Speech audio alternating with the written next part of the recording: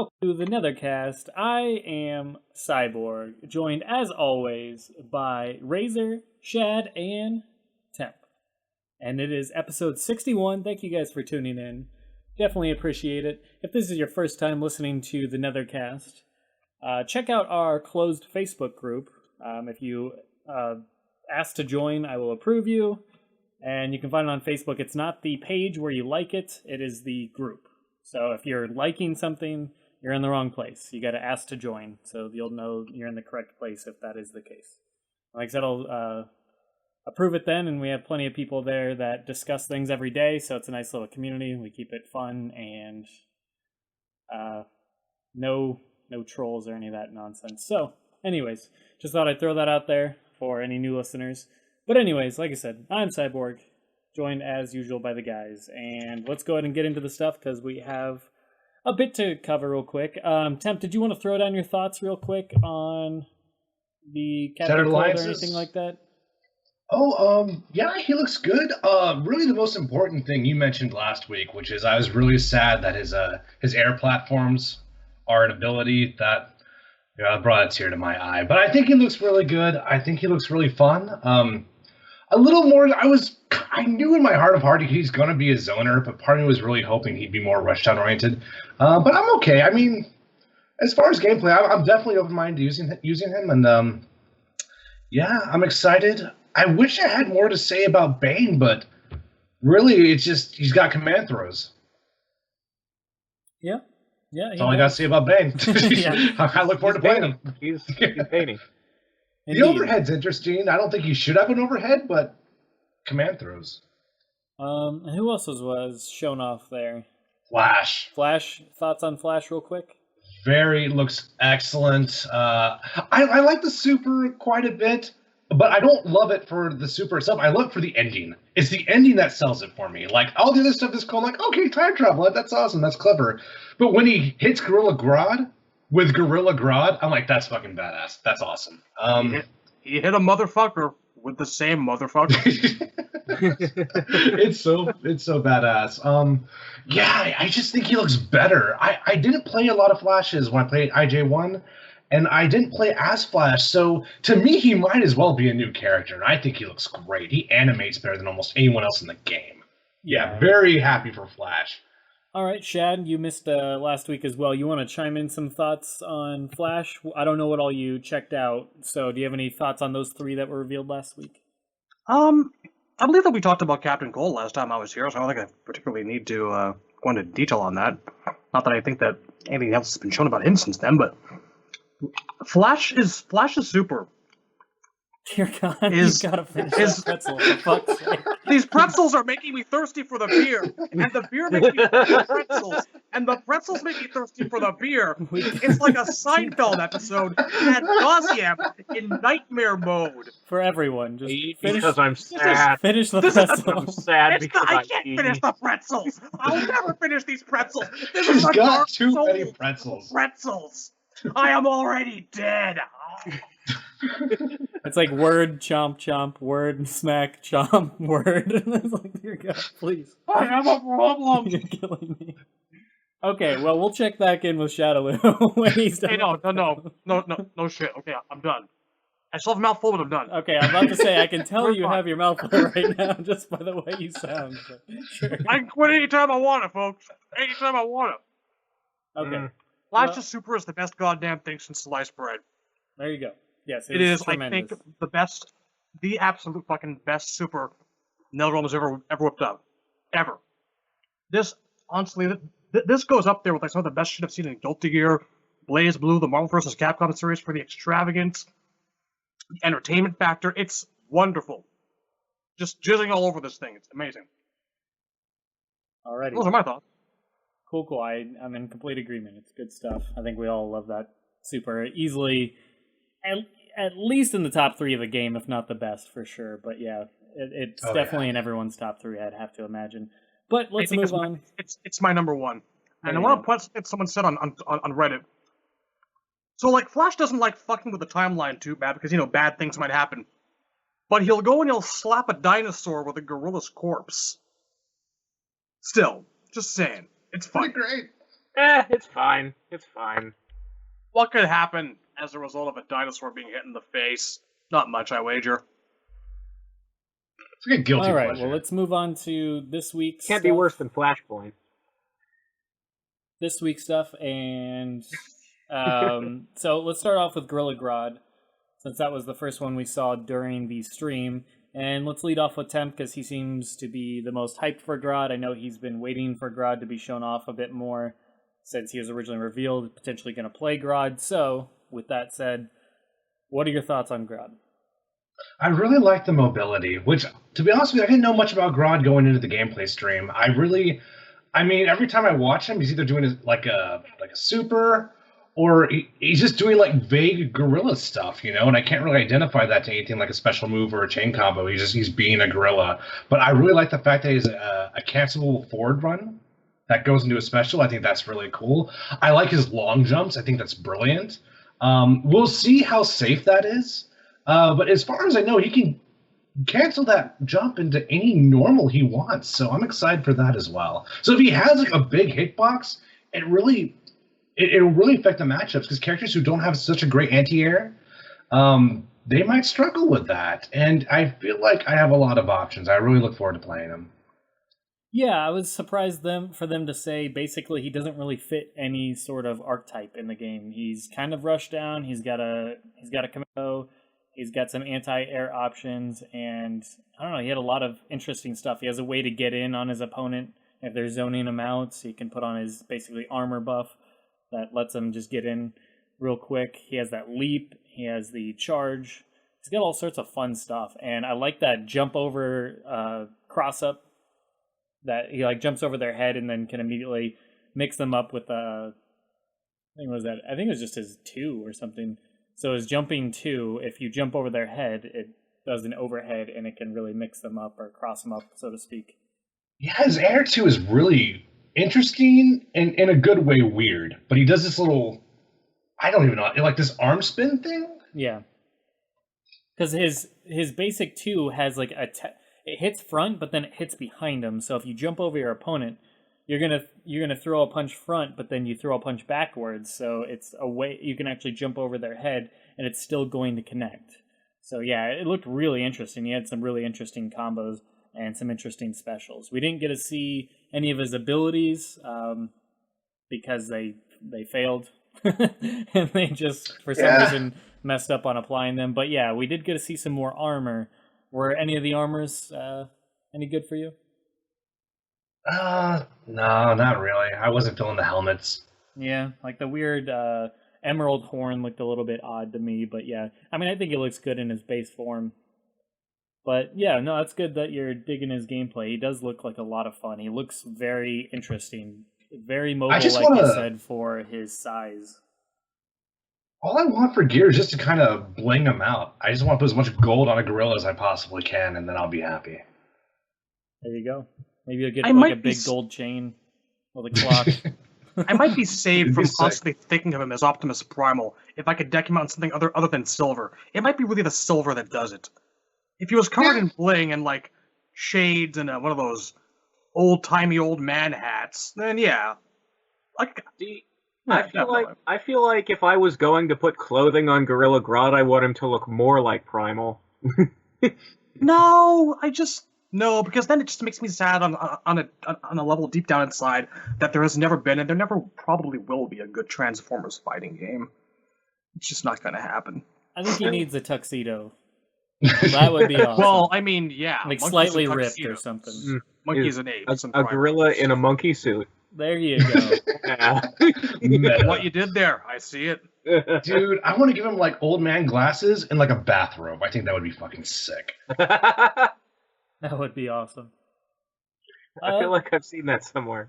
Me too, but I don't know. Do you think we'll get like a premiere skin from Grodd of like Ultra Humanite or Solivar or something like that? Do you think those two characters are relevant enough to get a premiere skin?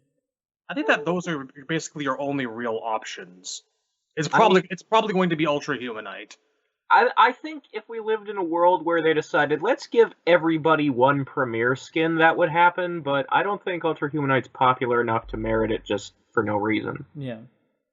You never know. They might throw the old DC animated universe fans a bone. Yeah, I like I'm still amazed that he actually like. I mean, come on. That shows the only reason that we're talking about the Ultra Human Knight right now. Yeah, he was great in that show. He was awesome. He's like Beast, but a gorilla instead, and yeah, very. Well, technically, his deal is that he's a mad scientist who put his brain in a gorilla's body. Yeah, his comic, like when I saw him on the animated series, I immediately looked him up after watching that episode, and I was like, oh man, I love this character. But then the actual character in the comics is a lot more like, I don't know, disturbing. And yeah, like you said, he's just a mad scientist that essentially puts his brain in a gorilla, and then he continually does that over and over, puts his brain in new bodies just to keep living. So it's like, I just like the which are usually gorillas. He's been a gorilla for a while, but he was a woman at one point. Wow. And we're not judging. And he's ultra human. Ultra human, folks. Anyways, so any other thoughts on his gameplay or gear, anything? I know we kind of talked about his gear, I guess, but his gameplay, anybody else thinking about giving him a shot? I'm very pleasantly surprised at like the leap and the different ways he can control it. I was actually really worried because, you know, we have people like Fate and Firestorm and whatnot, and I'll get to Firestorm later on because holy shit. But it's good to see that he's going to be able to close the distance, and I don't think we're going to have any Zangiefs without green hands stuck to the back of the screen in this game, so to speak. I hope not, anyway. That was my word that Grodd was going to be that guy. I really like his throw. I just wish I could give it to Bane and then have Jax. I was thinking of you when I saw that throw too. I was picturing that. I was just like going through the moves and I'm like, Ermac, Jax, Genji? Just a little bit of everyone here going on. Yeah, it's a bit. Oh, we're going to get into that later too. I feel like there's another character who has a little bit of everyone inside him. Giggity. All right, well, let's. It sounds like we're all moving on from Gorilla Grodd. I think we can all agree that he has one of the most kind of underwhelming supers in the game. Yeah, what the fuck's up with that finish? I don't know. That shit is weak sauce. I'm gonna roar right at the screen, looking all intimidating as fuck. Then I'm gonna just clock you in the nose. Like, da-da-da-da-da-da.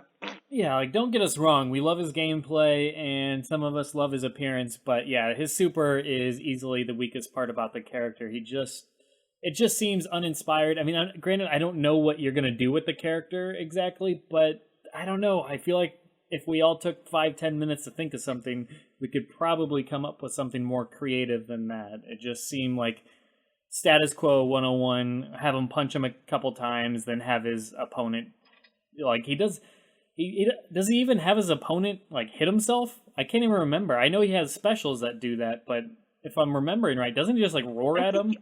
I think he forces them to come close, then he beats him up a little bit, then does the roar, then does the punch. Yeah, I don't know. And like my issue isn't like really with like the punch. It's the fact that the punch compared to everything that just came before it.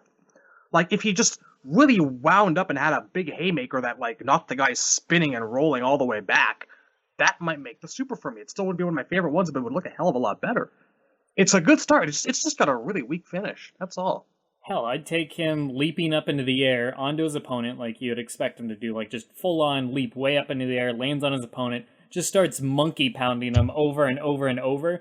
And then he walks off, takes like a break, pulls out a banana, and his opponent's still beating the crap out of himself after that because he's making his opponent do that. And he's just eating a banana, maybe reading a newspaper. Like, to me, that's where you take Gorilla Grodd. That would make me happy. Because obviously he doesn't have the most flashy style, I guess, in terms of his possibilities. So other than making his opponent beat the crap out of himself and him doing something funny, I don't know. Like, I don't know, but yeah.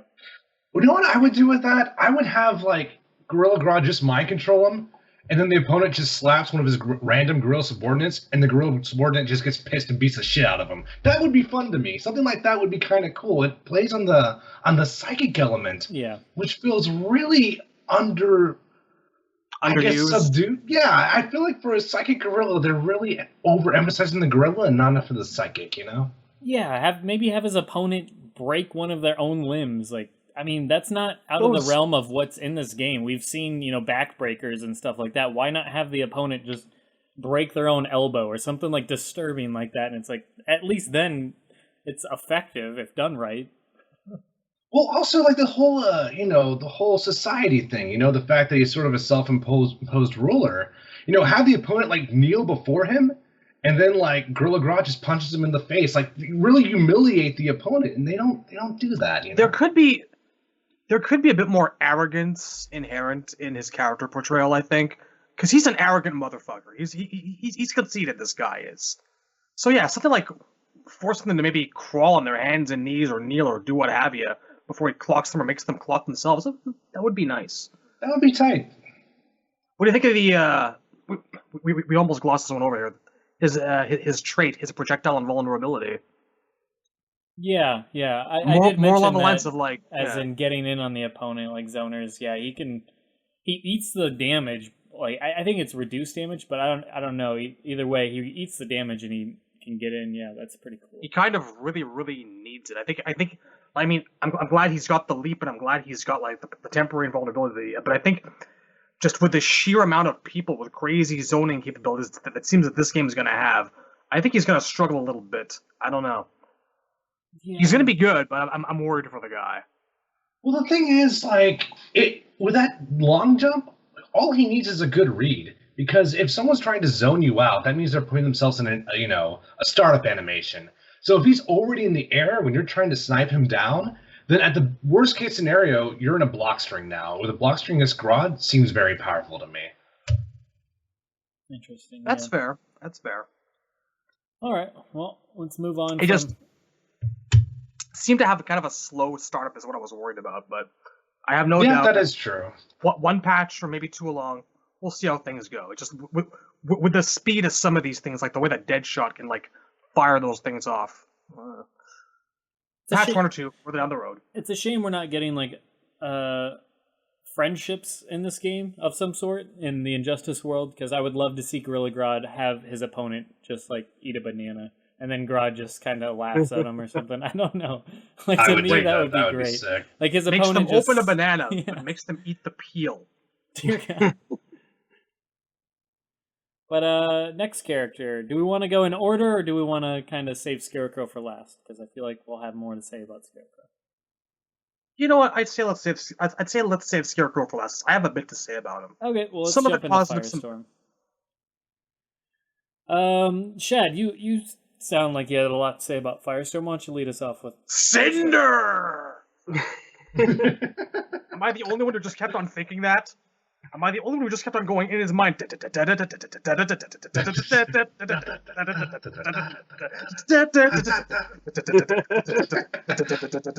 Okay.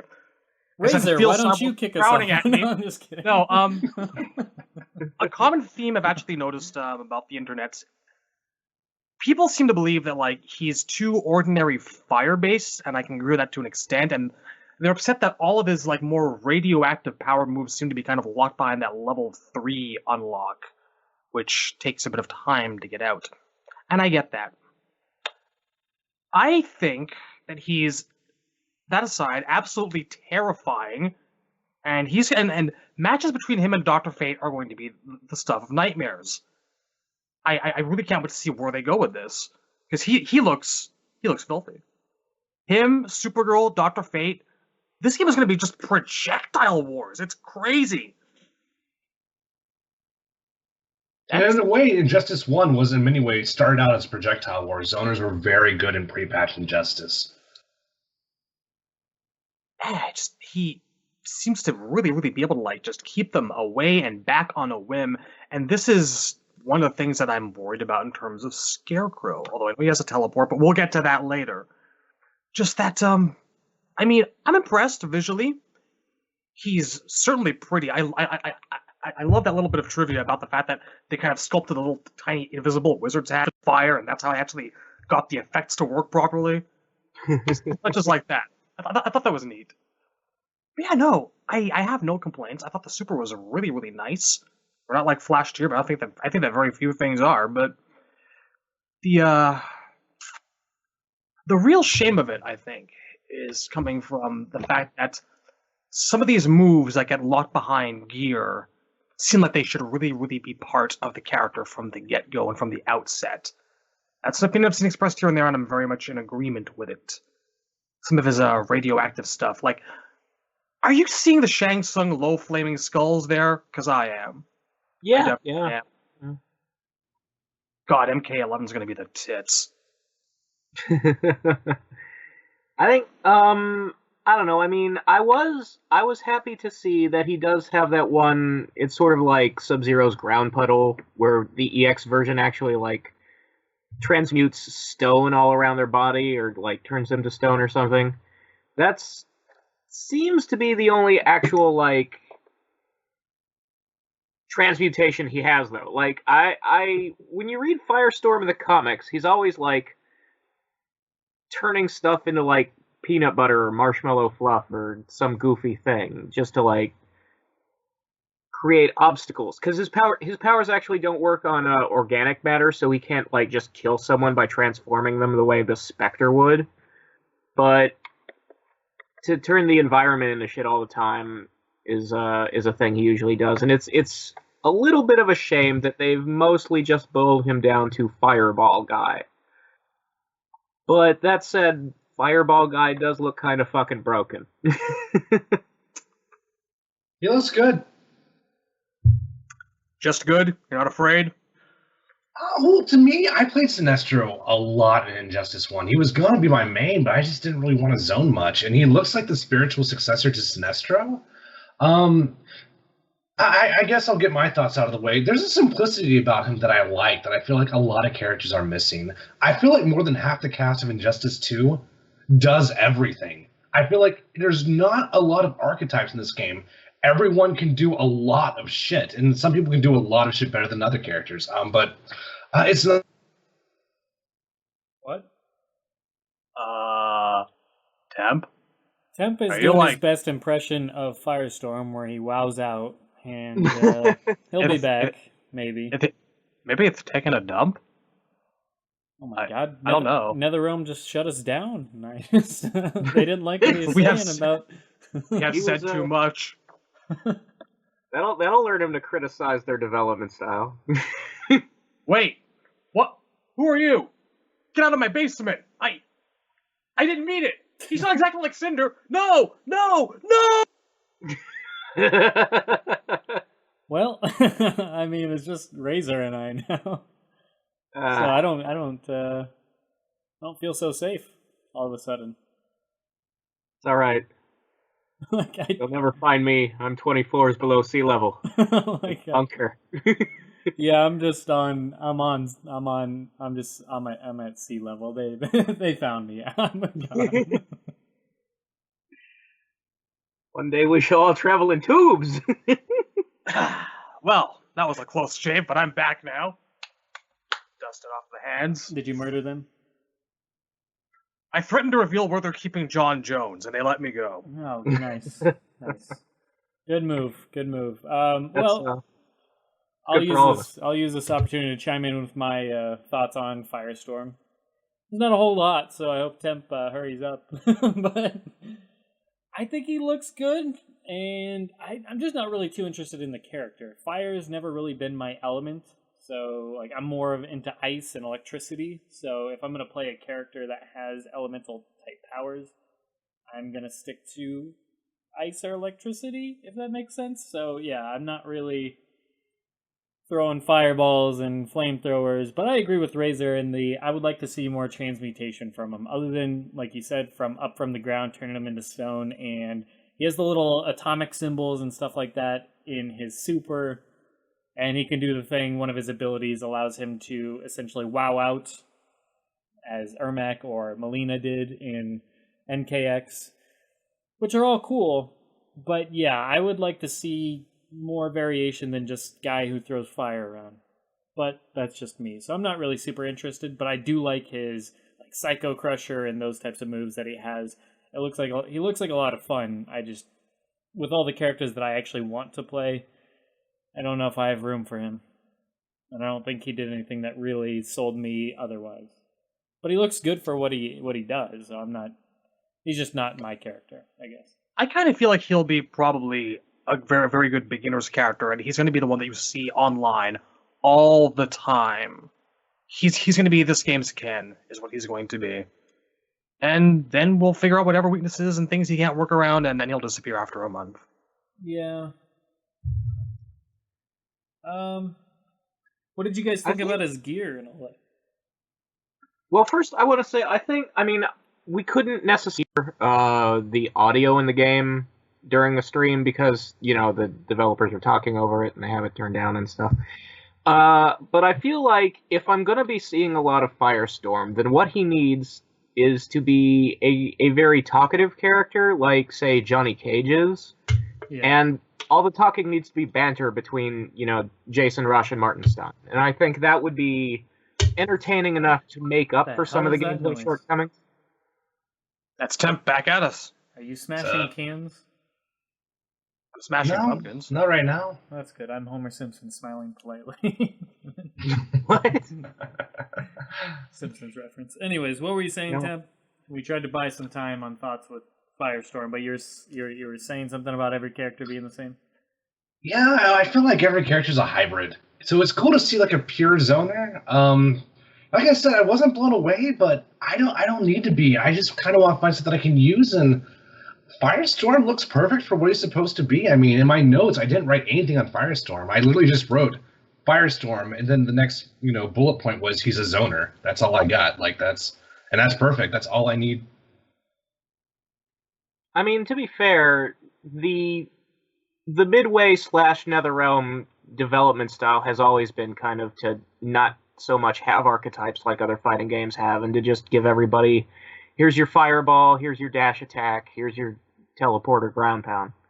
That's true. And every time they tried to make a character an archetype, it usually didn't work out. Noob Saibot being the classic example, probably a bottom 5 character in MK9. Which is a shame because he was so fucking cool. Yes, I agree, definitely. So frustrating to try to use, though. Blah. Yeah. I still maintain that the ghost of MK Trilogy Noob hung over that development a bit too much. How do we do this and not make him fucking broken? But yes, go on. It's a shame. Maybe for MK11. All right. Well, any other thoughts for Firestorm? Temp, I was saying that. Before you got back on, that do you or do you not agree that we will probably be seeing him as the Ken of SF4 in this game? That he's going to be the kind of brain off character you're going to see online all the time for the first month and a half? That's a good question. Let me pull up the select screen. Maybe. I think... Sorry, this might take a minute. No worries, we got time. Yes. Okay. Yep. Yeah, I was going to say Dr. Fate, but I think Dr. Fate is probably... The entry level is going to be a little higher. I think him and Atrocitus we're going to see quite a bit online. And Supergirl might be a better candidate. I think Supergirl is probably going to be the true Ken, but I think Firestorm is going to be the online Ken. The tournament Ken is going to be Supergirl. I feel like people will try to make Dr. Fate into a Firestorm, and they'll do very poorly at it, because that character needs a bit of brain work. I agree. And, yes. It'll be Firestorms for months. And yes, probably Supergirls as well. I don't know. We haven't seen Poison Ivy yet. Poison Ivy might be in that category, too. If she for zoning is strong. Oh. Okay. All right. Let's see, because Go ahead. I mean, I don't want to guess too much and look stupid before they reveal her, but I feel like Ivy is going to be a little grapply. Yeah, that makes sense for sure. But anyway, pretty much the way I saw it. We did kind of not get to the gear, so I just didn't have anything to say about the gear, to be honest with you. Yeah, I don't know. I mean, it's just... When has Firestorm ever had a bunch of different awesome looks, apart from that one time he was Deathstorm during Blackest Night?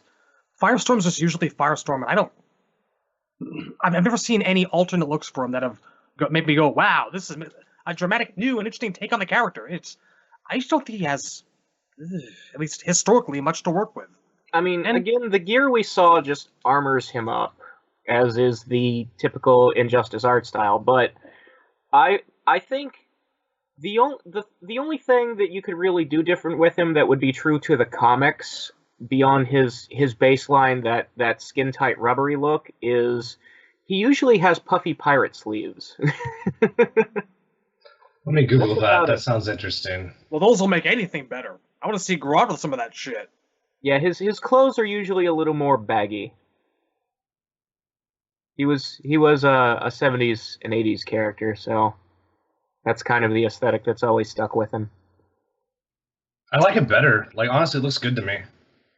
Mm-hmm. I do like that we got to see a shader that adds more yellow to him.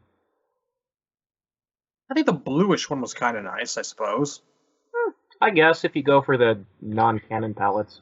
Well, that's the thing. Once I play this game enough, everyone's going to be fucking blue. I'm turning every character I play into something blue, so it's going to be great.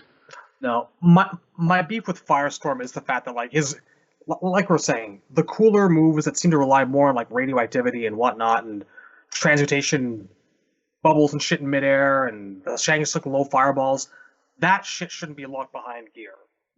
It feels like they're doing a lot of that, where like the characters' gear moves feel like they should be part of their move set. I can't say for everyone, but this video I was kind of noticing it a little bit. I do Especially with feel Firestorm. like a lot of the characters that I want to play, I keep feeling like the most interesting moves are gear moves. Yeah. And so I'm like, damn it, I can't play tournament mode.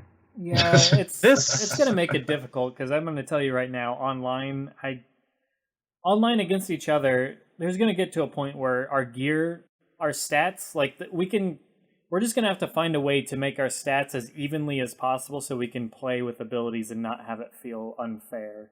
Like, I guess so. I mean, Because it's just, I'm talking just So between here's- all of us, so that way we have fun. I'm not talking online. I give a fuck about randoms online.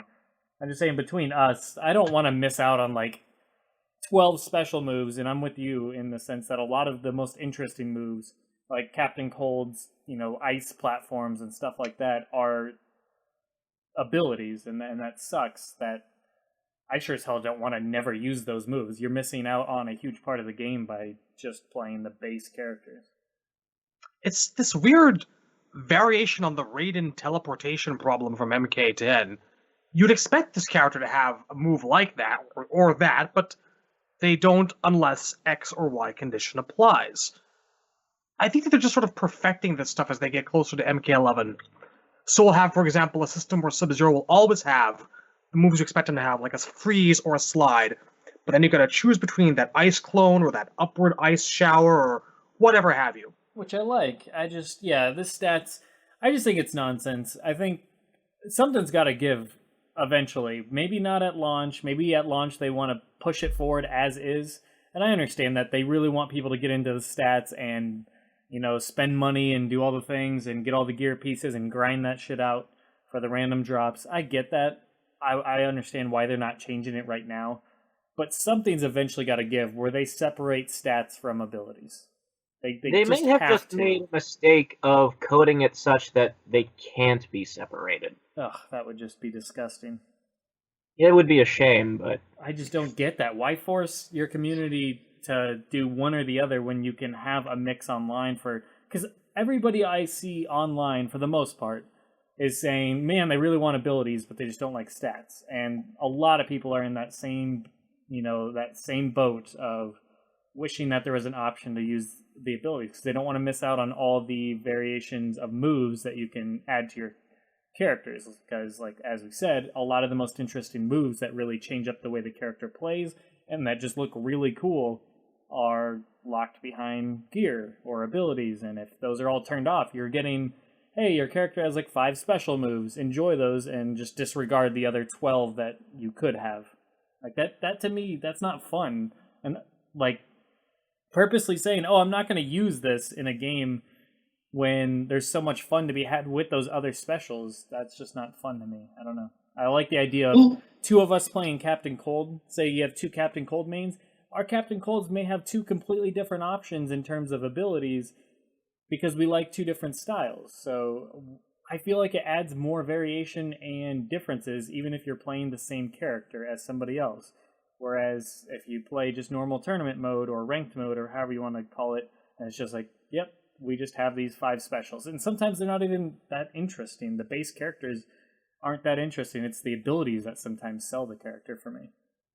Capcom had the best solution to this. And by the time Ultra Street Fighter 4 came out, Capcom created a mode, and it wasn't online at first, but then by fan demand, they made it an online mode where you can play any patch version of a character you wanted. That means, because in Vanilla Street Fighter 4, Sagat was broken. In Super Street Fighter 4, Seth and Honda were ridiculous. Street Fighter 4 AE, the twins were just like wrong, horrible people. I Then still come have Ultra. nightmares about Yang. I still have nightmares about Yang.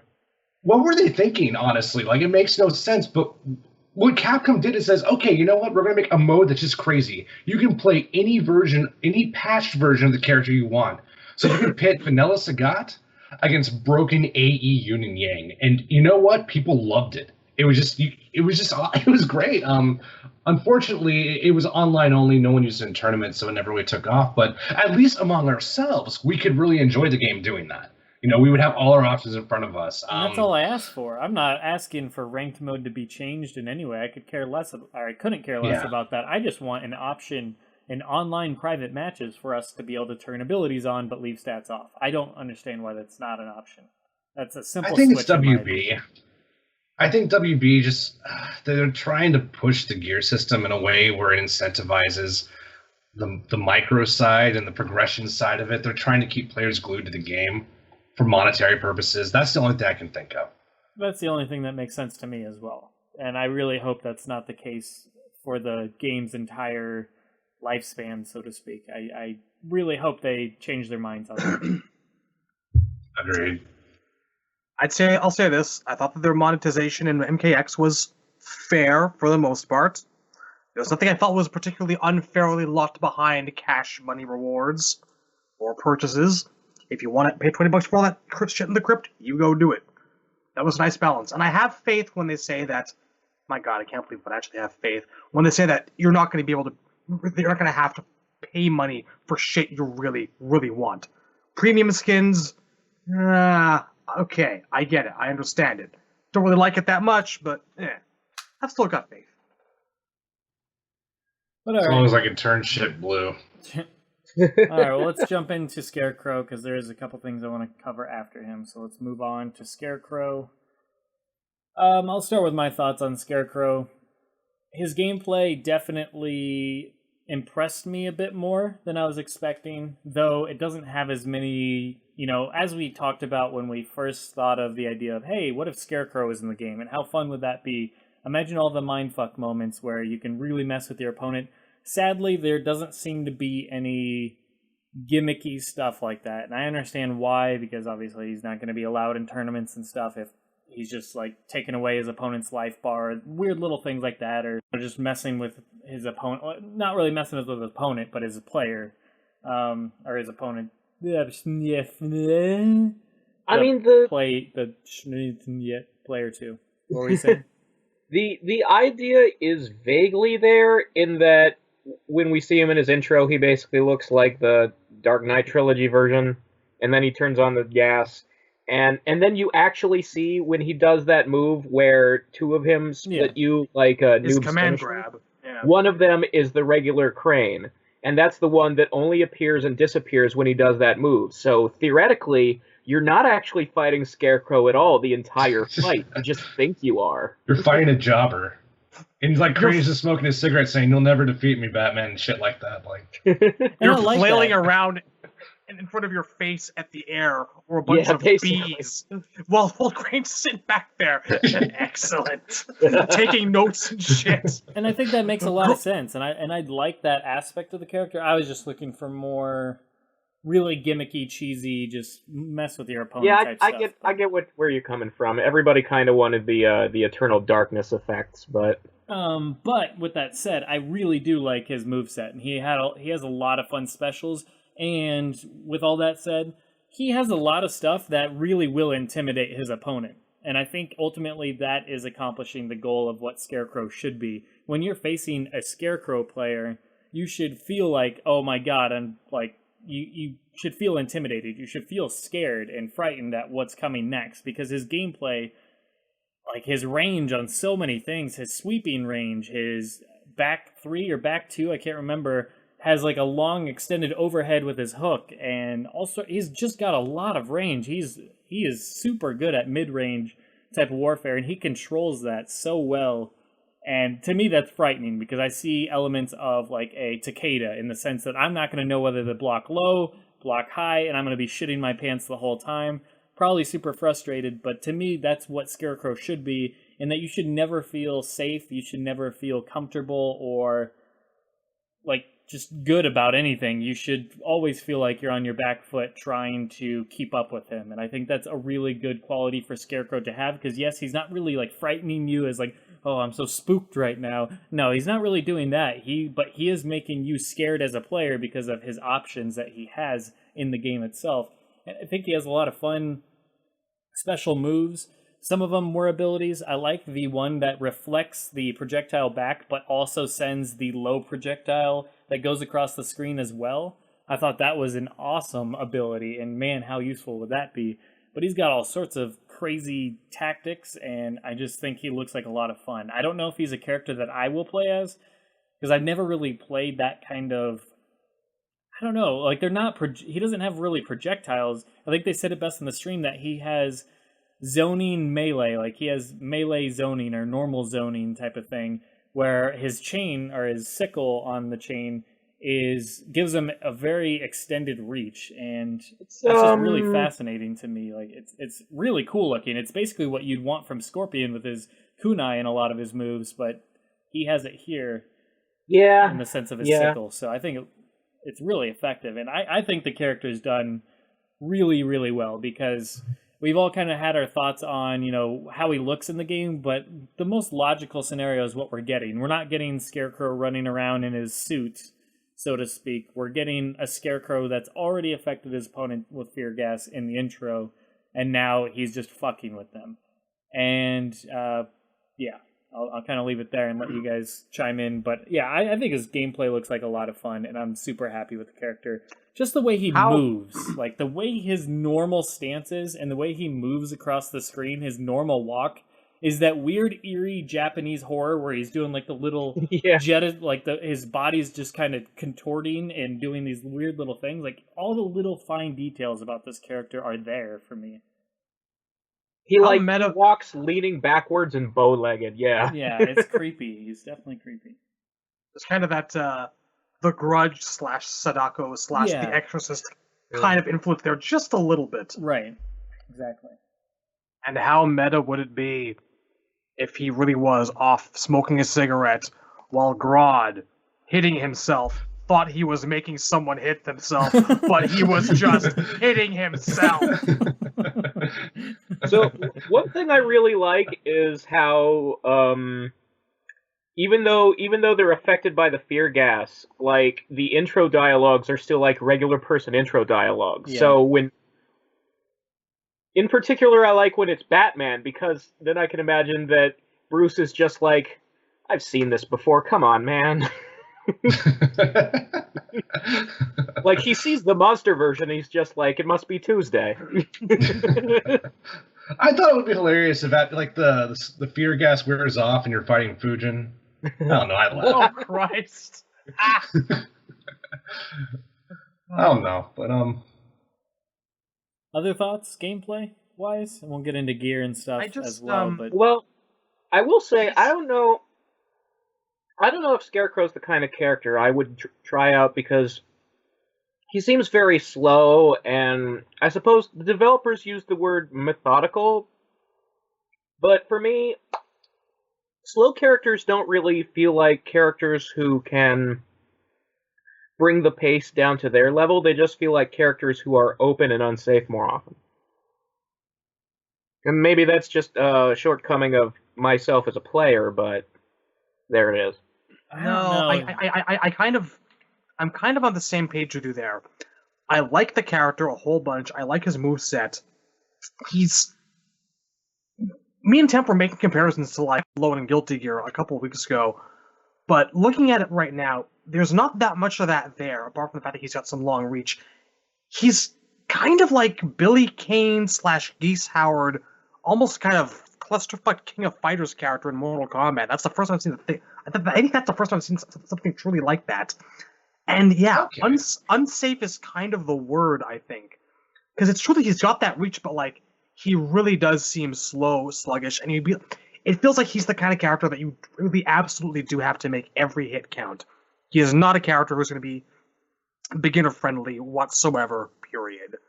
I'm going to give him a shot. I'm going to try my hardest with him, but I think it's going to be like Noob Saibot in that it's a character I really want to use, but I'm not going to have the technical skill necessary in order to use him effectively. I love that fucking Rapuken, though. With that said, though, they did make mention and made sure to point out that he has a lot of low overhead mix-ups in his normal combos. Like, a lot of them in there. And that in itself can probably defeat a lot of people that aren't very experienced, because they're not going to know how to block high and low. That is true. So that in itself, if you are playing Scarecrow and you're even moderately good, you could probably easily take care of people that are on your level or below in that front, just that aren't used to having to play the mix-up game with him. And I do kind of see what you guys are saying about the unsafe part, but I do have to say, some of his moves did seem pretty safe, like where he's twirling twirling the sickle around, like I feel like that's got to be safe. I feel like that's got to be safe on block. Because he's really pushing his opponent back. I don't know. I felt like I saw a lot of stuff that had a big wind up, where like you're gonna hit that, and then it's not gonna get off before the other guy hits you. Yeah, they did say, yeah, they did mention that too, that he is slow on startup on a lot of his stuff, but if he gets it out, I feel like he has his opponent's number. So I don't know. Temp, what were your thoughts on just gameplay in general and safeness, etc.? I have a lot to say about this guy. I want to make a prediction that he's going to be top 5, if not better. He's very good in my opinion. What makes me worried about him is just he has like so many mids. Everything hits mid. And not only does it hit mid, but it's forward projecting. So it's a lot like what we talked about with Atrocitus in the demo. He can basically, from mid-range, start a combo. And if he doesn't cancel it, he gets an overhead. But if he can cancel that second hit, he can go into the chain spin and hold back. And if the opponent's blocking, just hold back. You're creating space. Yeah. And ever since after MK9, everyone's got T-Rex arms now, so it's hard to fucking punish anything. And let's say it does hit. He can meter burn that chain into a pop-up for a combo. So that's really scary, and he doesn't have to worry about the high, the highs. If he presses a button, you're going to have to block it. So that seems really good to me. Kind of stack onto that, the fact he's got teleport, which doesn't look particularly great for offense. Maybe it's going to be cool on knockdown, but it means he can stay out of the corner. You can't pin him down. So against someone like Fate, who probably will have one of the best corner games in the game, that's going to be really horrifying. And his forward 3, as slow as it is, if he's doing it outside of mid-range and you block it, what's he worried about?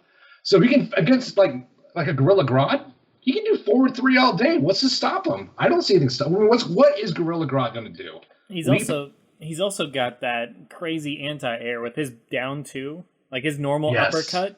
It extends with the chain and the sickle, so it's reminiscent of Sub-Zero and MKX, if not maybe even better. We're not really sure, but it has that extended reach, so that's going to be anti-air city for him.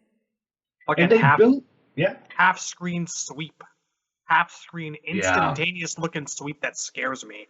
Yeah, he's got reach like crazy, and a lot of his chain, like his sickle attacks, if you meter burn the specials, they open up for combos. They pop up for combos. I mean, he has a full screen low, I believe. So yeah, he's got a lot of crazy stuff going on. He might feel unsafe to me, but I'm not denying the motherfucker's got tools. He's stacked. He's got a lot of stuff. And let's say you hit that sweep. Let's say you get that knockdown. If you make a correct guess and assume he's going to attack on knockdown, your wake-up move has to reach at least as far as mid-range for it to even matter. Because otherwise, he's already doing his fucking swinging shit, And if he guesses your wake-up move and you have invincibility, you still have to get your hitbox far enough for it to mean anything. So, and he can teleport behind you to fuck up with your inputs, so that's even better. He's very, very good, and he seems like he has a lot of... Here's one thing I certainly agree with you guys on. He is very slow, but he can do so much from different positions. I don't think he needs the speed. If you have a forward projecting heavy mid combo, then that makes up for your lack of speed, because not only are you moving forward at a decent pace, but now you're also pressing buttons doing it. So he seems really strong. And finally, tick throw setups. They gave this badass tick throw setup. They gave the best range character in the game. They gave him tick throws. That's where I was going with that. So, yeah, he has a grappling move. Yeah, okay, cool. That's good, right? So, like I was yes, saying, that when you're good, facing him, you feel that fear. So yes. they accomplish that. If it's not the Temp does sound nervous. and that's the point, though. I think they nailed that aspect of the character. If you're facing Scarecrow and you feel like, this guy's nothing, like, to me, that's a fail of the character, because whether it's by the visual effects scaring you or the tension scaring you, one way they're going to scare the shit out of you, because the gameplay itself and what his options are will scare you. So I think that's awesome that at one way or another you will feel fear, and I think that's great.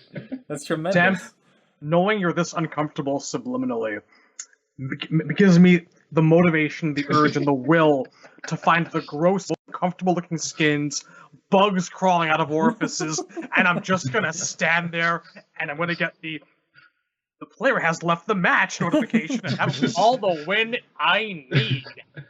This is worse than bugs coming out of orifices, because this is like Billy Kane coming out of orifices, and that's 100 times worse for me. So yeah, you're right about Billy Kane. I definitely see that, and oh man, he looks good. Geese Howard's head poking out of orifices and saying, "Predictable, repeat it." Oh man, it's gonna be a trip. You know what the dumbest thing is? He's like a perfect fit for me. He's got mid-range, safe offense. With tick throws. You know how many tick throws I do with MKX with every character? Why don't you play him?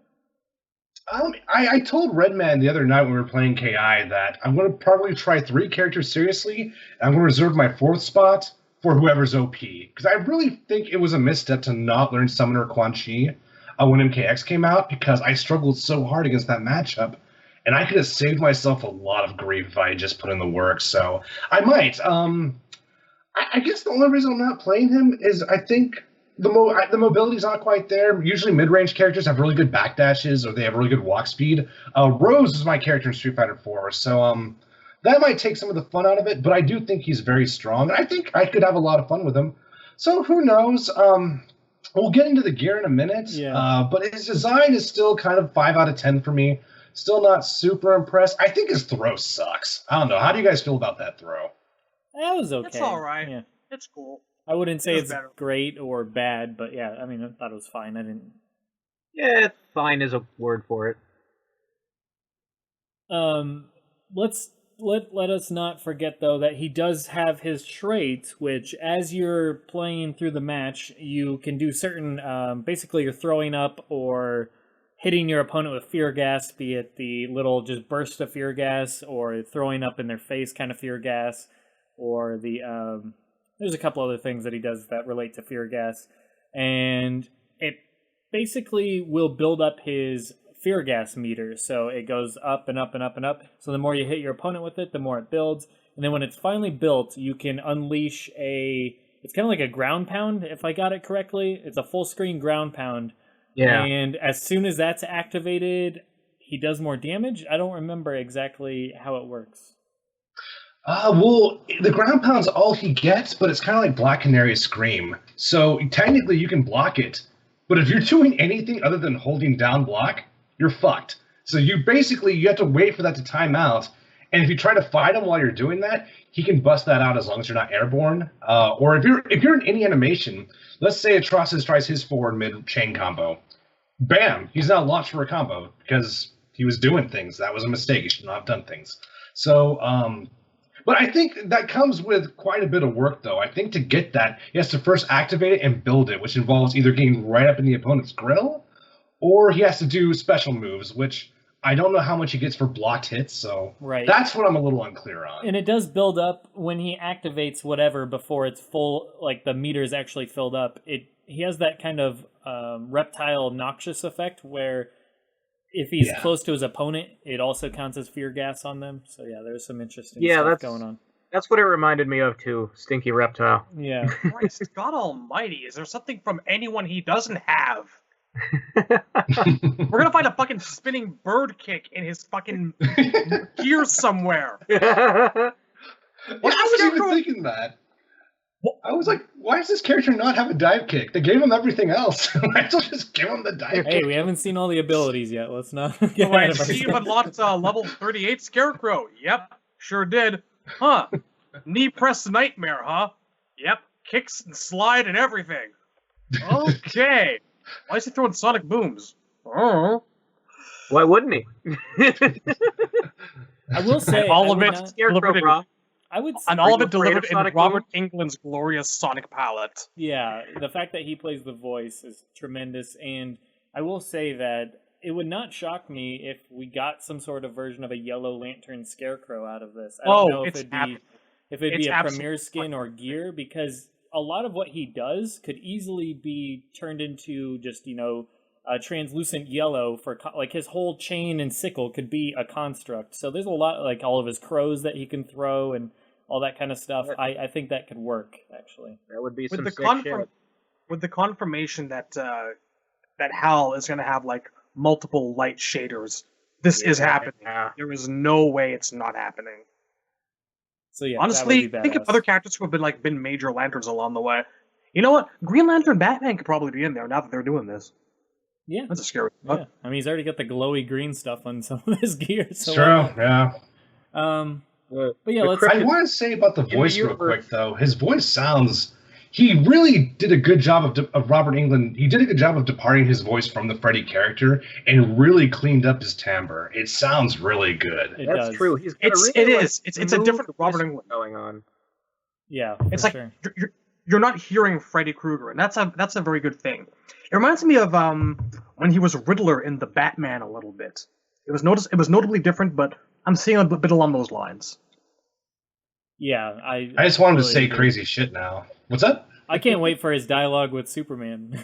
Like, just the fact that his fear toxin played a part, even though he probably didn't willingly go along with it. But there could be some interesting stuff there. But yeah, no, the character is definitely. I'm stoked about the character. Now let's get into the gear. The second palette of gear was kind of bones in various shapes and sizes, and the head of like a horse or a steer or He's got, whatever, like a cow Horse head. skull on his shoulder and a bird skull on his wrist. Yeah, I he's- really like that one. It's something out of a Ministry video. I'm kind of loving it. Yeah, and he's got like a helmet on. Like instead of his normal mask, it was like almost like a, I don't know, like a. It's hard to describe it. It was just this weird looking helmet. It almost made me think of like the Rocketeer or something like that, but just more Blech. boiler roomy. Yeah, Hmm. creepy. Anyways, yeah, I thought that one looked really cool. Thoughts on that one before we moved on to the third one? Or is It was- yeah. It was It's just appropriately overall- spooky. Too spooky for me. Too spooky. Too spooky. You got Three spooked. spoopy 5 me. In fact, I like it a lot. Yeah. I like it a fair bit. It's cool. All right. Nothing else really much to say, but it looks cool. I'm gonna lead us up because I know that we're gonna. I know we're gonna talk about the next one, the whole Plague Doctor mask, and the flowing feathers and whatnot, and it looks Yeah, cool. the coat is fucking amazing. It is. Like, if I do use Scarecrow, I will never not have that coat on. I will have a different coat on because I know they're gonna give us a dozen amazing coats. But I'm gonna say this now. I'm fucking sick of Plague Doctor masks already. I really am. It's getting overdone. Okay, come on, guys. Assassin's Creed, put it down. And I'm not Put it saying that down. because I work for Ubisoft and I'm a loyalist or anything. I'm just saying the Plague Doctor masks are starting to get a little bit overdone everywhere. Okay, that's it. It's cool. To be Moving fair, on. it works in this case. Yeah, I mean, it does. I mean, I can't think of too many more people in the DC universe who would actually fit the role of Plague Doctor more than Dr. Crane himself. But I'm just saying, I'm kind of sick of see, masks. it works because it looks like a bird, and his name is Dr. Crane. There you go. Okay, Just like how he does Crane Kung Fu. very good, very good. Yes. I think this gear is Or- absolutely awesome. I'd like it in a different color because red's not really my color, but give me this in like green or purple or black or white even. I think it would look really, really awesome. So I'm excited to see that in different shaders. But I agree with you. That coat is tremendous. The only thing I could think that might top that coat for me is maybe like a straight jacket that's all torn up. I think would look really cool. But yeah, I think we know that he's actually got that one from some of the concept art. He's got a straight jacket one, I believe. yeah, that would be sweet. But yeah, I do like this one a lot. When they showed off this gear, I'm like, yes, that is exactly the kind of stuff that I want to see beyond his classic outfit, which we're all pulling for, like more of the straw hat and stuff like that. We're still hoping he has as an option, which would look tremendous as well, I'm sure. But this, in terms of them taking the ball and running with it on their own kind of concept of what this character could be, and the whole idea that this character is just to play up on people's fears, I mean, that is creepy imagery, and that outfit actually looks creepy. So I think that looks absolutely tremendous. I love the mask. I love the jacket and everything about it. The glowing hook. It just looked really, really, really good. So I am 100% on board with that gear.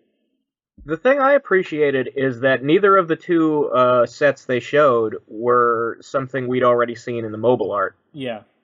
And they did say in the stream that the gas mask and all that was coming as well. So they kind of that was them. That was them acknowledging we have read the internet. We know you've seen the leaks. We've seen the shit. We know that you know what's coming. So here's a surprise, and that was very cool of them. Thank you guys. Indeed. Yep. Is there? Hey, we know they're listening. Temp, are you there? No, Temp died again, I think. No, I'm back. Okay. Oh, your thoughts? I didn't even know you were gone until just like 3 seconds ago. But, anyways, we just covered our thoughts on the Scarecrow gear. We covered the Bone one and the Plague Doctor mask one. So, give your thoughts. It looks cool. It's still going the direction away from where I'm trying to get him back to.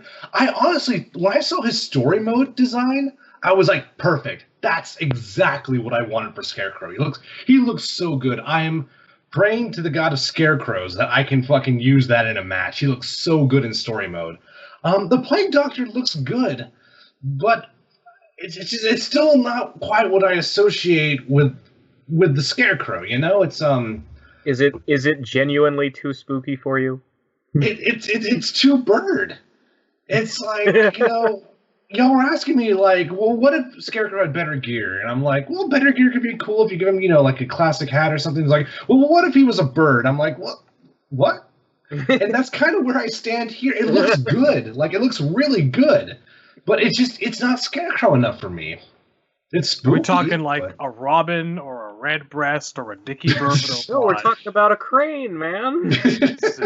Okay, thanks for clearing that up. I think the fact that he's already affected his opponent with fear gas and the whole like monster gimmick they're going for, I don't know if we're gonna get that straight up doctor's outfit that you're looking for. I think you're right. Like, I can see you interpreting the coat as looking feathery, but to me it just looks like a tattered coat constantly blowing in the breeze, and I think that's the raddest shit. It is great. It is so great. More colors for me, that would be tremendous. Like, if that was all brown, I think that would be super Scarecrow to me. Like, yeah, I probably won't play it in red. I just really like the design. I think it's knowing tremendous. It change colors, I'm not worried about that at all. Yeah.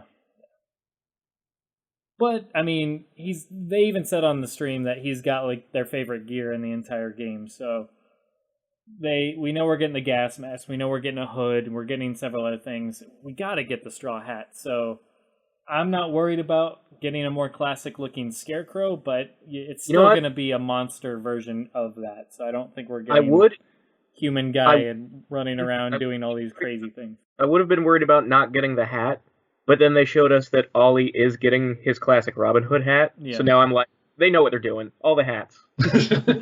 Like, there's evidence of, like, classic Green Arrow, there's evidence of, like, freaking classic Harley Quinn. Yeah. I don't think there's not going to be a single character that you can't probably create the version that you really, really want to, I don't believe. I mean, we've seen classic Superman logos in the betas, classic Supergirl logo and all that kind of stuff. So, I mean, yeah, I would be shocked if it's not in there. I'm just super stoked with what they've done with the character because he looks really, really good. And it is worth mentioning, I really like that he's wearing the outfit in his super. I think that's cool. It would be kind of...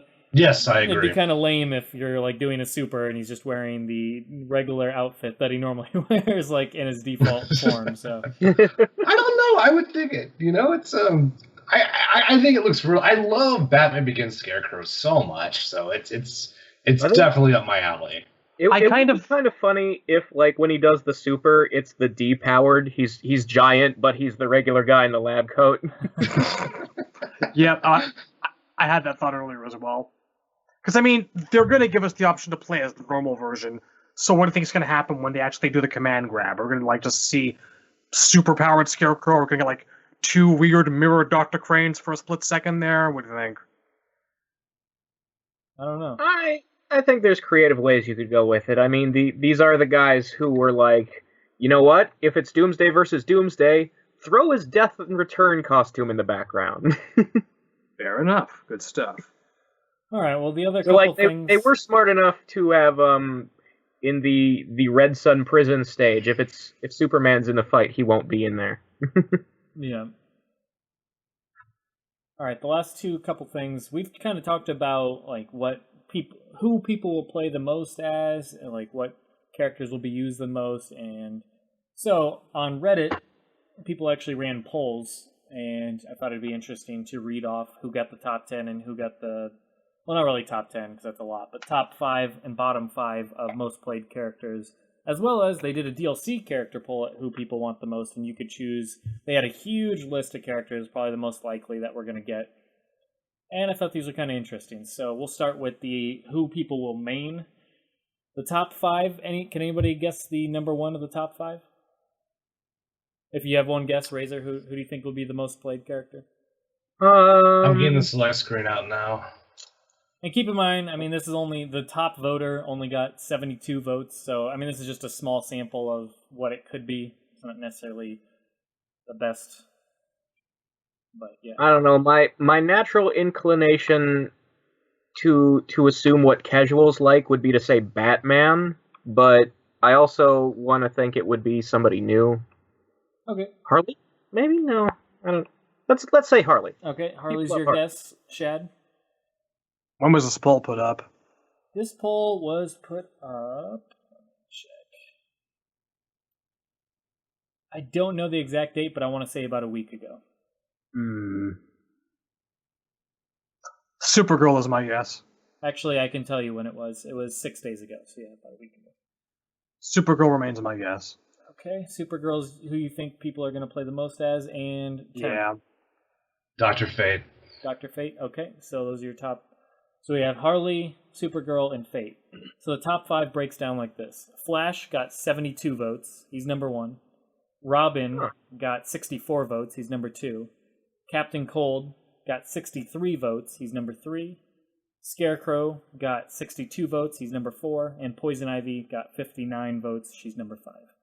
And wow. then Wow, fuck the lot of us. I won't go through the number of votes each character got, but I will run through the rest of the list real quick. After Poison Ivy, we have Black Canary, then Bane, then Dr. Fate, then Swamp Thing, then Batman, Deadshot, Green Arrow, Supergirl, Blue Beetle, Green Lantern, Wonder Woman, Cheetah, Gorilla Grodd, Harley Quinn, Aquaman, Catwoman, Firestorm, Joker, Black Adam, and then the bottom 5 are Darkseid, Atrocitus, Superman, Brainiac, and coming in last, Cyborg.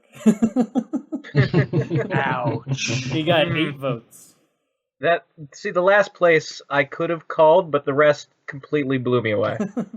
That was not expected in the least. So yeah, interesting stuff. People are digging the Flash and Robin, Captain Cold, Scarecrow, and Poison Ivy the most. I think a lot of intrigue for Poison Ivy still. Let's go on to DLC. Okay, so we've probably all seen a bunch of the DLC stuff, but there's like a ton of characters listed on here.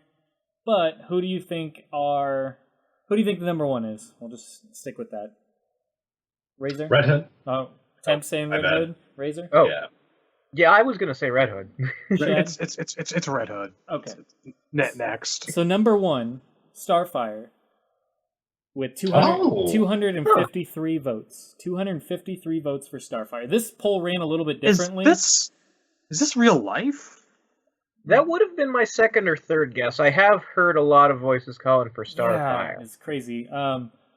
This one's a different type of poll, though. The main poll is you could only choose one character, obviously, because it's your main. The DLC poll is choose anybody you would like as DLC. So you could choose 20 of the people on this list. Oh, so it's like a check marks thing, and then whoever gets the most check marks. Exactly. So Starfire is number 1 at 253. Then we have Red Hood. So you guys were close at 226 votes. Then Constantine number 3rd with 211 votes. Beast Boy number 207 votes. And then Black Manta at number 5 with 185 votes. And then I will work down the list here, just foregoing the votes. Then we have Plastic Man, Spawn, Nightwing, Rorschach, Booster Gold, Hellboy, Static, Martian Manhunter, Deathstroke, Etrigan, King Shark, Red Tornado, Mirror Master, Killer Croc, Captain Boomerang, Atom, Mara, Vixen, Larfleeze, Raven, Sub-Zero, Terra, Star Sapphire, Katana, Sinestro, Dr. Manhattan, Shazam, Batwoman, Darth Vader. What? I don't know. I don't know why he's on this list. But 63 people said, yeah, they'd like Darth Vader, so who knows? I mean, they know that's Disney now, right? That's like not Warner Brothers. There's one more. There's one more Marvel character on here just for shits and giggles, apparently. I'm just picturing 63 Barney Gumbles. So long, Superman. Hope Darth Vader doesn't kick your ass too bad. Okay, so after Darth Vader, we have Azrael, Hawkgirl, Hawkman, Miss Martian, Jonah Hex, Lex Luthor, Batcow,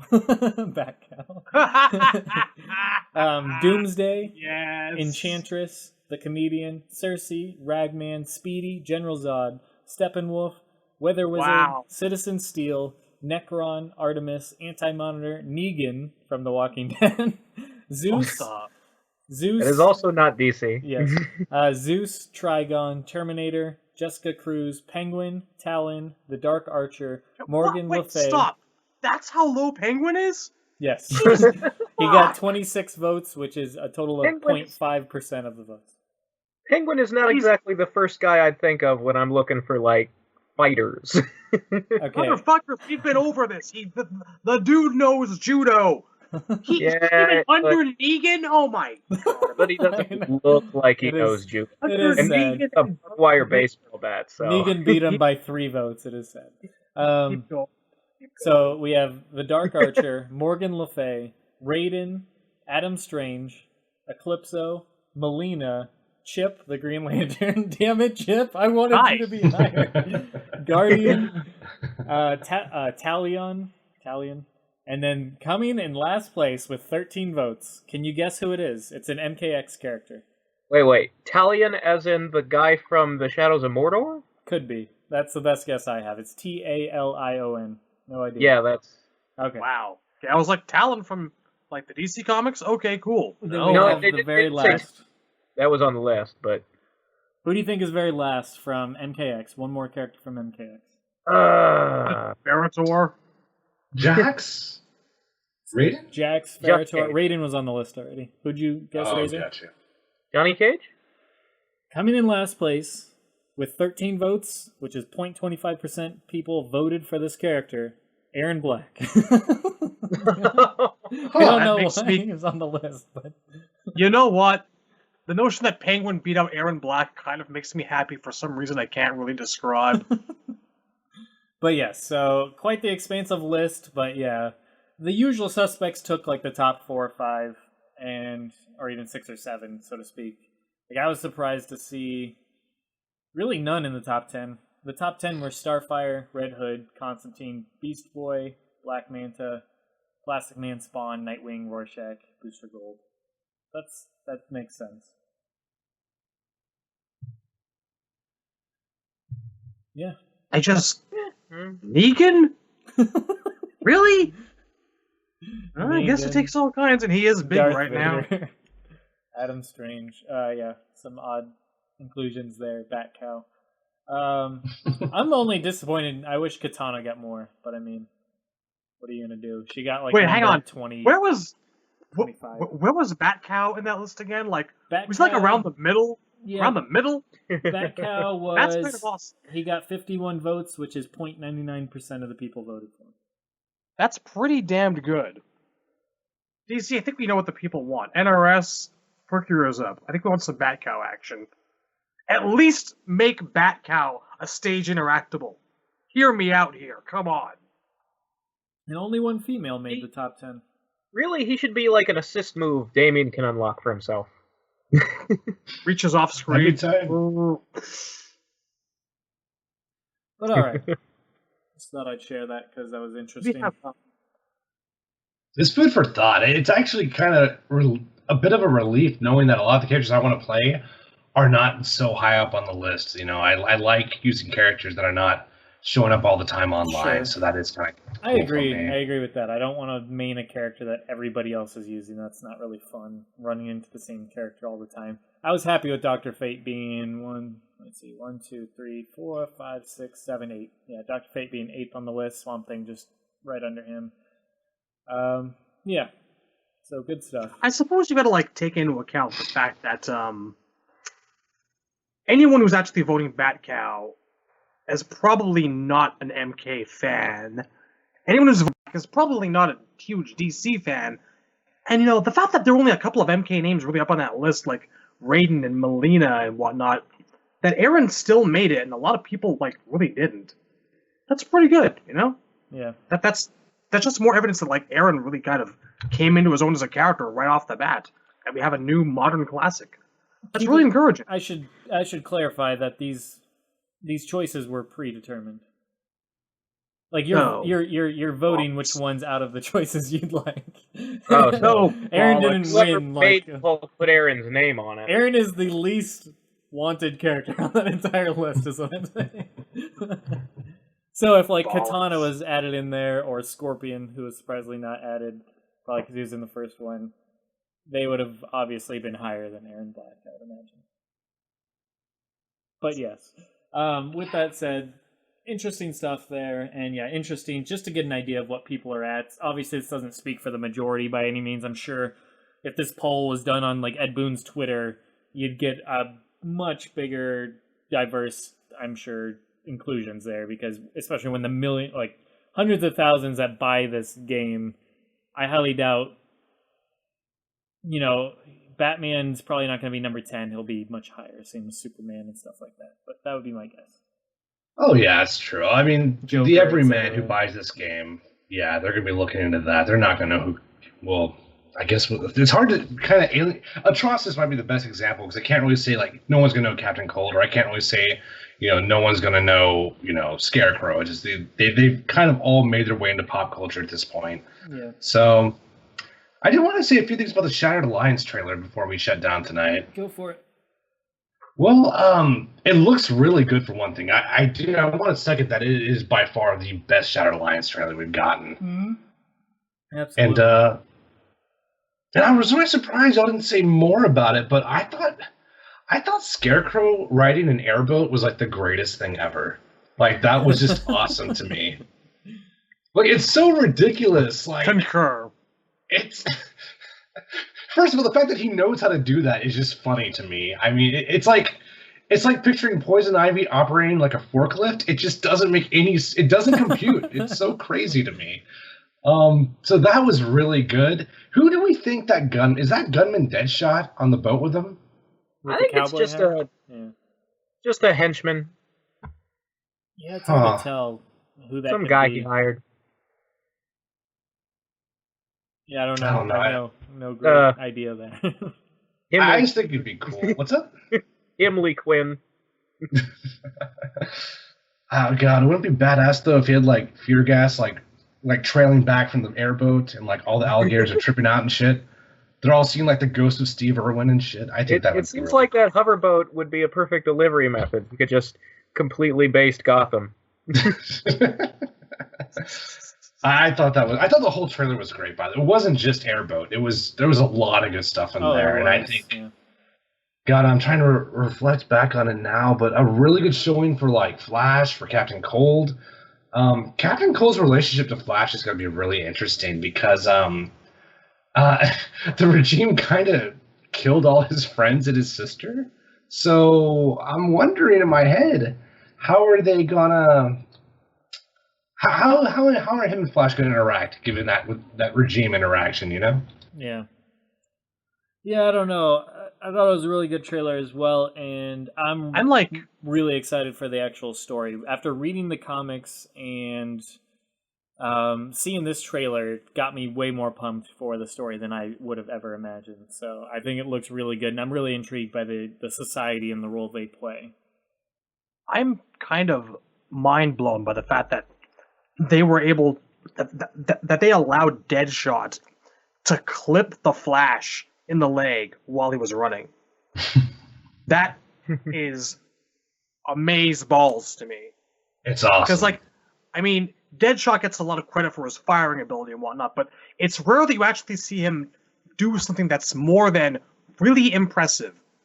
This is along the lines of, I did not think that this character could actually do that kind of a thing, but it makes perfect sense that, given the amount of hype that they give this character's skill, that he can. I mean, honestly, it's nice. It's just that the Flash is most often depicted the same way as Dragon Ball Abridged Gohan. He often forgets to dodge! Choking on my water. All right, well, that pretty much does it for the episode, and Did you guys cover the multiverse mode last time, or no? I know that was mentioned very recently. No, I don't even know anything about that. Do you have any information on that? I know someone was saying some shit about it. What did Give you me hear? 1 second. Okay. Talk to Phil the time. It's fine. an online mode or something. Hang on. Hey, if you haven't checked out the comic book reviews, go check those out. We've recently finished those up, so good stuff on there. I mean, technically we have a annual to do, but it was a good series. Yeah, we found that. And then there's that Harley mini. Yeah, there's the Ground Zero, which actually, surprisingly, somebody on Reddit pointed out that at some point they kind of allude to, in the Ground Zero series, they allude to Black Manta potentially being dead. Like, they show his... I don't know who's talking in the blurbs, but there's little voice bubbles that say, the regime killed a lot of my friends. There's not many of them left, and it shows, like, Black Manta's helmet, and it still has the eyes glowing, but in the sand down in the water, and he looks kind of messed up. And then in the second panel, it says a lot of them are in hiding, or running away, or in jail, and then it's, like, showing a bunch of calendars, like Calendar Man. And then the third one, in the third panel, it shows Captain Boomerang sitting there, like, with a big pile of money, and then another blurb about how some don't want to help or whatever. I can't remember exactly. So, with the context being that potentially Black Manta may not be alive anymore, but then he's in the Atlantis stage transition, so who knows what the time frame on this is. So, well, either way, it's a shame for Smoke Man. Well, I guess I didn't know how this wasn't out there more. I mean, Ground Zero's been out, so I know it's recent. I feel like a lot of the people who stopped reading with year 4 and 5 would not have come back for Ground Zero, but they probably have come back now that Injustice 2 is starting up because it's Tom Taylor again. Yeah. But I mean, even if he's dead in the comics or alluded to dead, doesn't really mean anything. They could pull a Scarecrow and just bring him back if they really wanted to use him in the game. So, not that it's like a nail in the coffin or anything. I think the fact that I also think that because Ground Zero doesn't have a 2 in the title, that people assumed it's still before or during the game, so it's not like new information. Yeah. Or at least they wouldn't expect it to be. Right. So, yeah, who knows? But with that note, we do have the start of the Injustice 2 comics, which the first chapter came out on Tuesday, in case you guys didn't know. Anyways, Shadowloo, what do you got? Also, if you're going to tell me that Captain Boomerang is being kept away from being a playable character by copious sums of money, okay. I understand it, and I agree with it. I don't like it, but yes. If he's too busy off being rich, then yes, I understand. So what do you got on this multiverse mode? It's the towers, folks. It's the fucking towers. The towers are back. That's what they are this time through. The multiverse, and I'm quoting a Game Revolution article here, allows players to travel to an ever-changing series of parallel worlds in the DC universe and battle alternate versions of the heroes and villains with various handicaps, stipulations, and goals. Completing the gauntlet, you'll gain access to various tiers of mother boxes, which yield new gear, items, and shaders for your characters. And that's what the multiverse is, folks. It's the towers, in an all-new different light. Yeah, they mentioned that. I do remember now that they mentioned it on the stream that they alluded to the multiverse mode.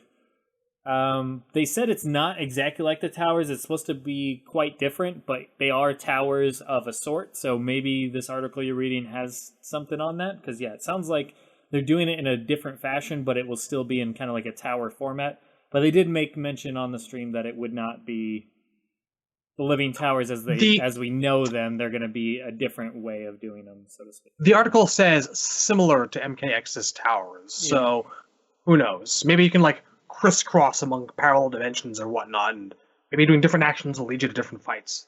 That's always cool. Yeah, it sounds kind of cool. It sounds kind of neat facing like specific versions of characters from different universes. I'd imagine the gear plays a big part in that, so you'll play, say, maybe Thomas Wayne Batman from whatever universe, Flashpoint universe, anything like that. That would be kind of cool. So, I don't know, just some ideas there. I could see the abilities and the gear really broadening, and the shaders really broadening their options for something like that. Indeed. Or like Golden Age Superman, or... I hope they use it to its potential and they don't just randomize the gear. Yeah. Because I really would like to see like specific Earth costumes in the gear. Yeah. For player use. Definitely. I do believe I remember reading somewhere that some gear drops could be randomly generated. Was that the case? I think there's some of them are random, and then I know the mother boxes, they touched upon that on the stream as well, that there's like 5 different tiers of mother boxes, like 5 different qualities, like bronze, silver, gold, platinum, diamond, I believe is what they are. And the different tiers of them have more and better type of gear in them. So there's all sorts of things, and use credits to get them, not the source crystals, but the credits that are you earn from playing matches and stuff. So I don't know. I'm excited for it. I'm excited to just doing jamming sessions online with each other and earning gear for doing it, so that'd be cool. Should we talk about the premiere skins? How it's gonna be same gender premiere skins? Yeah. There's gonna be no Batwoman and Batman, or yeah, they did finally answer that question. I've been no Starfire and Firestorm. Yeah, I was just saying I've been asking that question forever. Like every time they say post your questions for the Watchtower, that's one that I've always asked. So I'm glad they finally asked it. Surprisingly enough, this time I didn't ask questions. I'm glad somebody got it through. Jeez. But yeah, so that kind of puts the kibosh on a Batwoman for Batman, or yeah, like you said, Starfire for Firestorm, stuff like that. So that makes sense, I guess. Not too disappointed by that. There's not really many other gendered version of a character that I was really looking forward to. It's really just Batwoman that I felt like, hey, that would be a good one, because I don't know if she'd really warrant a spot on the DLC roster. She does for me, but I don't know how popular she is. Just based on that poll, she was maybe in the top 3rd, but even that wasn't that great. But yeah, I mean, their explanation was that the differences in body type would affect the hit and hurt boxes too much. Yeah, to make it really cool. Because I don't know if I buy that though. Yeah, go on. Well, I mean, the average female model is at least supposed to be smaller than the average man. Like, unless it was like Robin. But like, yeah, like I don't see. I mean, in terms of like posture and movement, like you could animate Batwoman, to move masculinely. There's no reason she couldn't just be Batman in a different skin. But she shouldn't be the same size as Bruce Wayne. Like. They do have different body types in the comics. Yeah. No Giganta for me. I mean, you had your Giganta in the first game. The same way you have your Black Manta in this game. Right, Smoke? You know what? The exact same way. I would actually like not put it past them to have like Giganta's head and flailing fists while your character's flying around or whatever as some sort of like tower fight. I can see it. That Never know would with be these a lot of guys. fun, but I feel like, unfortunately, the days when they had really fun and out there creative tower minigames, like in MK9, they haven't really gone back to that. I don't know, man. I I give mean, them a in lot of Injustice credit 1, they tried a for little bit like MKX. the mission where Catwoman's cat jumps over the lasers, but Yeah. I give them a lot of credit for the wacky shit that they did in MKX, and I had a fair amount of fun there. I don't actually really expect to be flying around Giganta's head or anything. That sounds like a bonus minigame between rounds of it, if nothing else. But still, I wish Wonder Woman villains would get a little bit more love. And Injustice 1 and 2 have been pretty good to them, though. yeah. Maybe I asked too much. All right. On that note, that wraps it up for episode 61. Do you mind if I just say, to toss into this very end here, every time I see a new video, I want to play this game more and more. Yes? Others? That's good. Yeah, I'm- my hope is slowly rising. I didn't think that I'd actually be at this point following how lackluster I felt IJ2 actually really was. But this game is just, it's hitting on all cylinders. I'm picturing a game here in my mind where I can play 89 Batman versus like Super Friends Aquaman and just beat the hell out of him in training mode for 8 hours. It's everything I've ever wanted in life.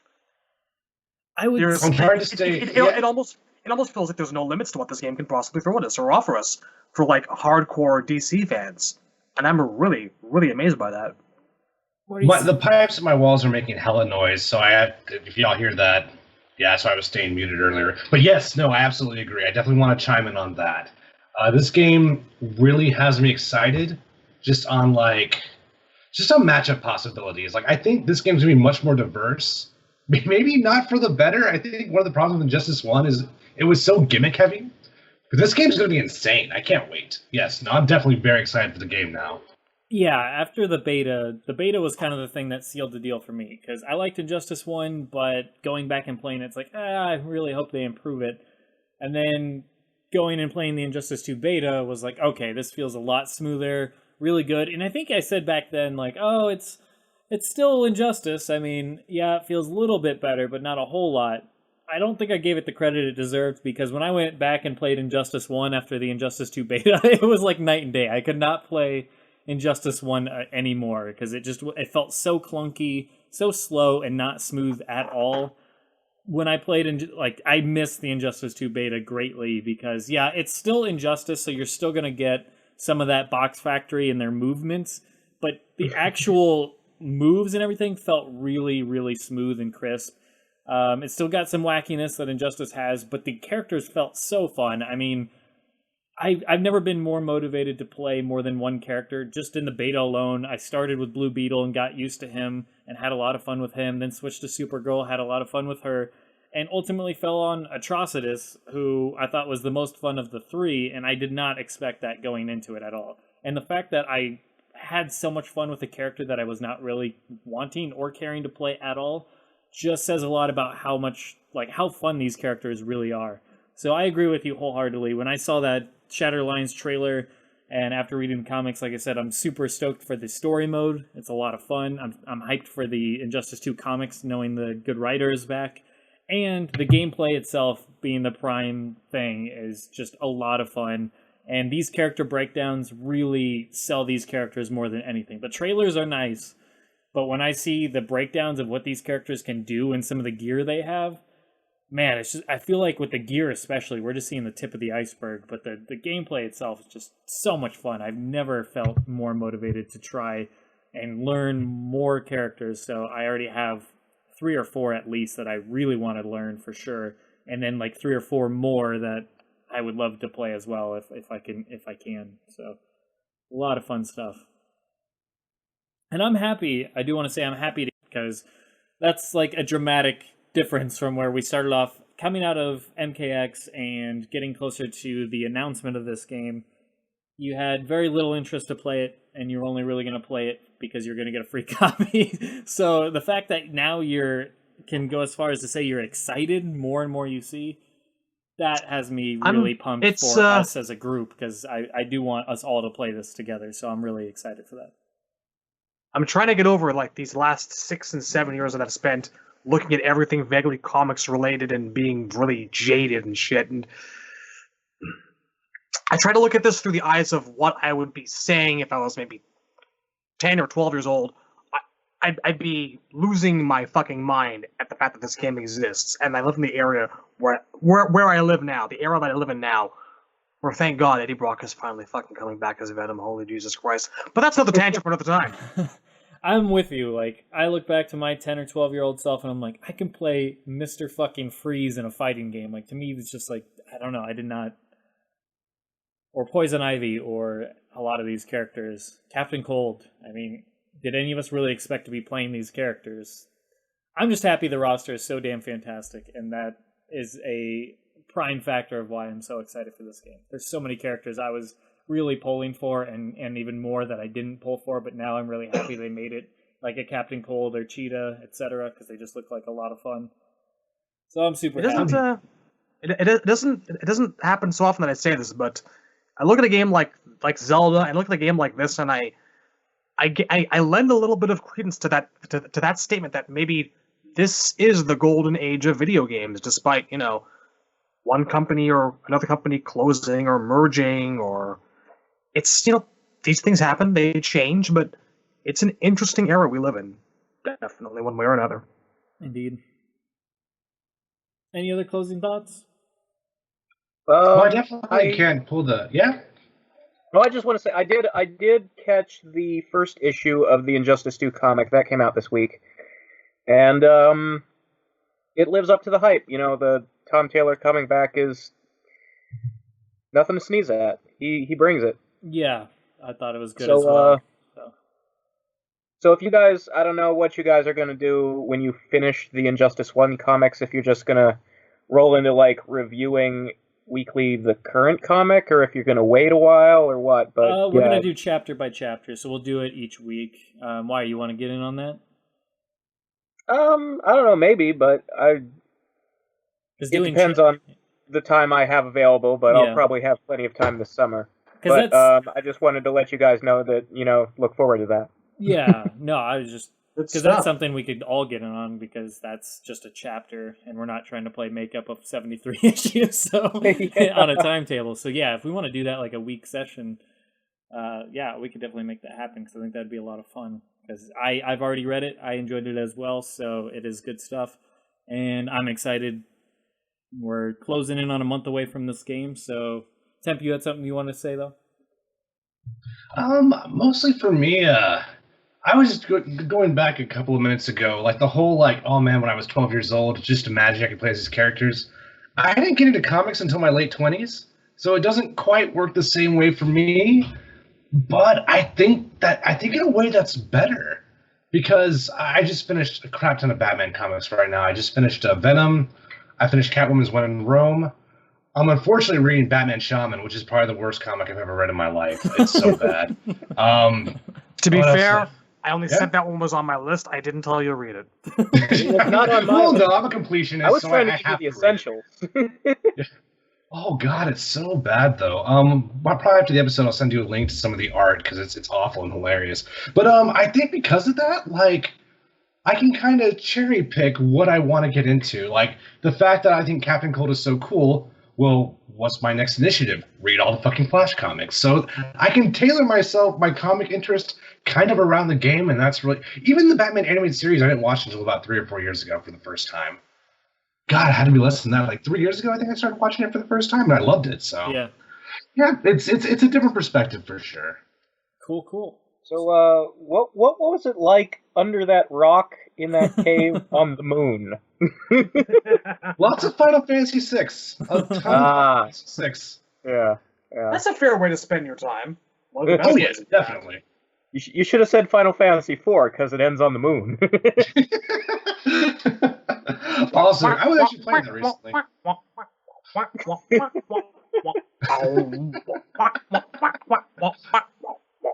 All right, on that note, we're going to close this out, because now it's just... That music was fucking creepy. I'm sorry. It's funny now, but when you're a kid, it's fucking creepy. But Anyway. on that note, I cannot wait for the game. I think we're all in the same boat now, and I can't wait for the DLC characters because I'm so happy with the roster, and the DLC characters are just like icing on the cake. But we will see you next time for episode 62. So thank you guys for tuning in, and we will see you next week for some Poison Ivy breakdown as well as Catwoman and a third character yet to be revealed. So take care, guys. I wonder who that could be. I'm looking forward to that Catwoman. Later, peeps. Cheers, folks. Good night, everybody. Peeps, Easter coming up. I see what you did there. Oh.